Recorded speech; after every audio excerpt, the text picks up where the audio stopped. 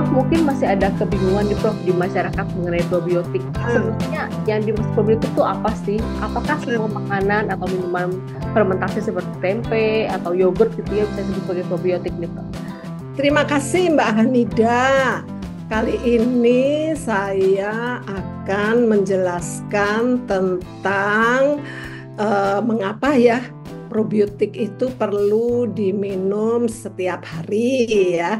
Namun sebelumnya mari kita lihat apa definisi probiotik ya. Memang probiotik ya, minuman probiotik itu sudah ada sejak lama. Kalau di Jepang ya, itu kan memang sudah diproduksi di tahun 1935 ya.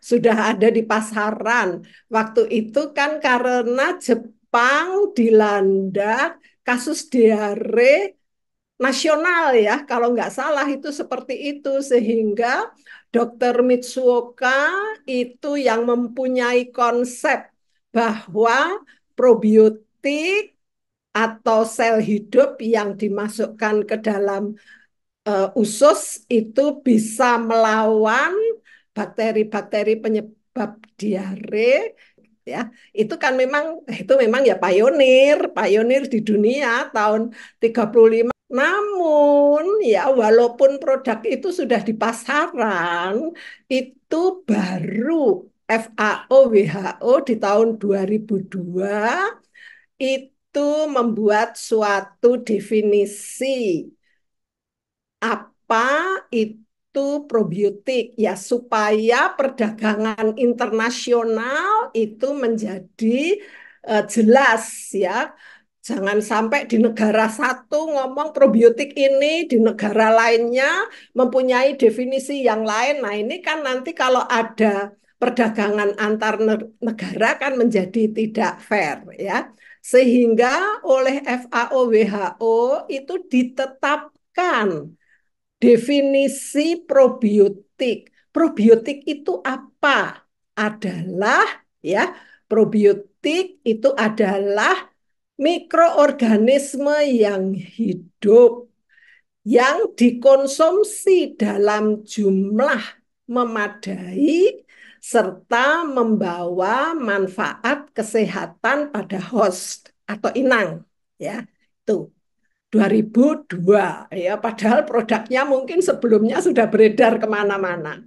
Nah, di tahun 2014 itu asosiasi ya, asosiasi ilmiah probiotik prebiotik itu menegaskan definisi probiotik ya. Probiotik itu sel hidupnya jumlahnya harus cukup dinyatakan dalam viable count. Jadi sel hidup hidup ya. Nanti kalau dilihat atau dicek, diuji di lab itu selnya hidup. Nah, kemudian itu sampai masa kadaluarsa ya. Terus kemudian health benefit, manfaat kesehatannya itu seperti apa? Harus dibuktikan secara ilmiah ya. Masih ada lagi tambahan bahwa probiotik itu harus aman. Nah, inilah definisi lengkap probiotik.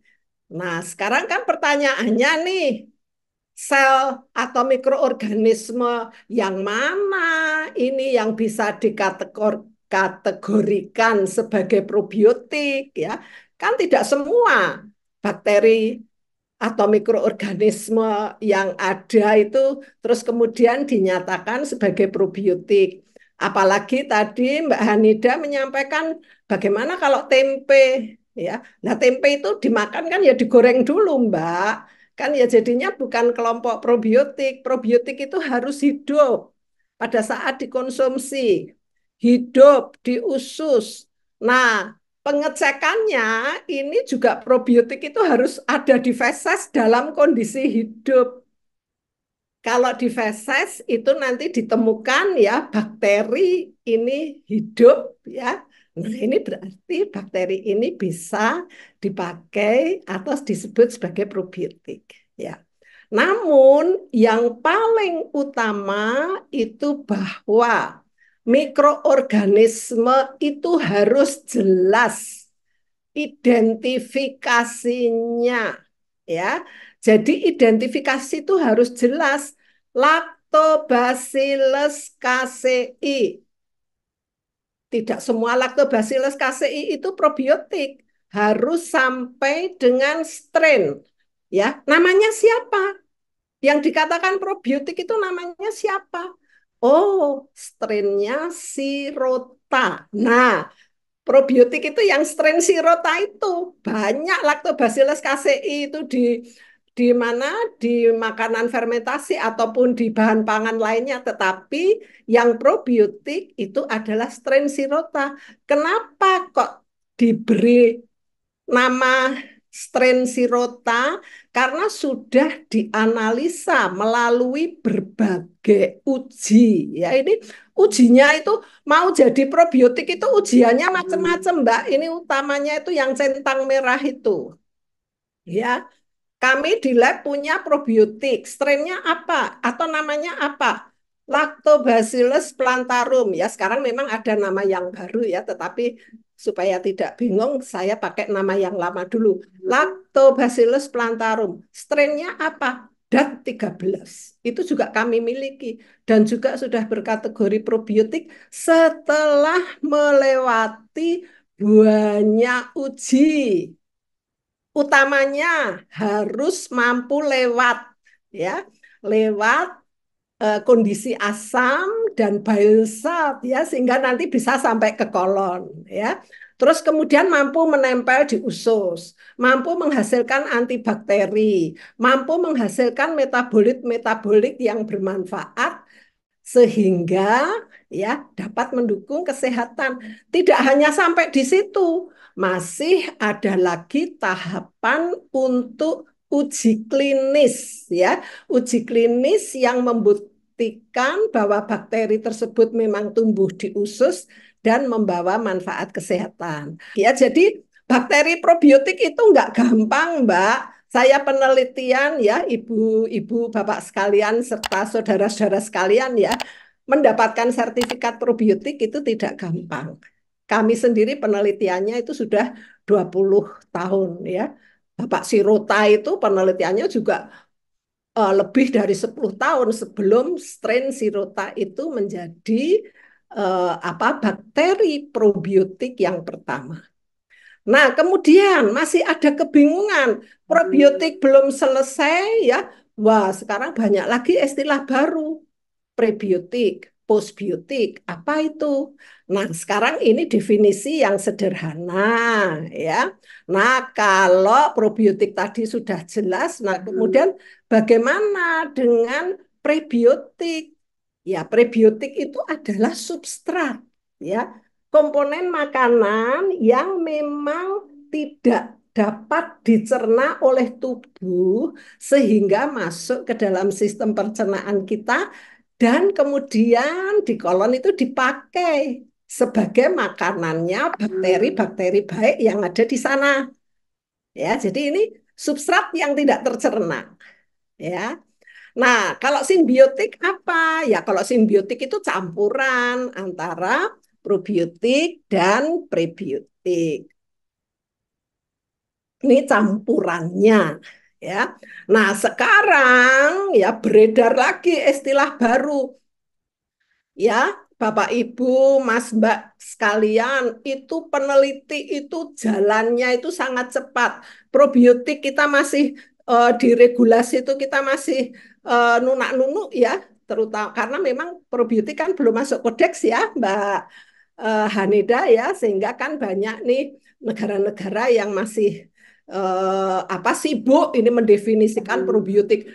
Muncul sekarang istilah postbiotik. Sebentar.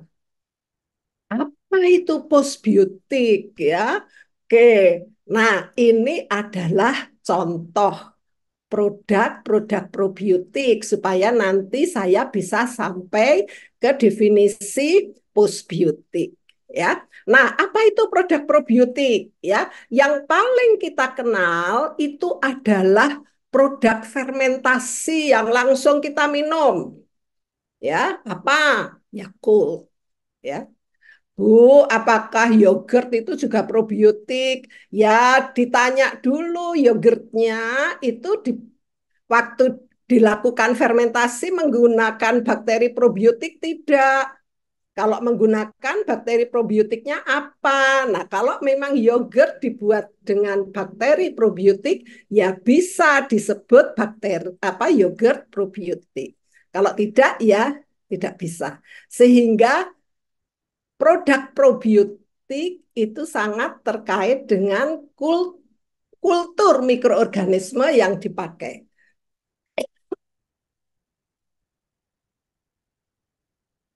Nah, apakah hanya makanan fermentasi?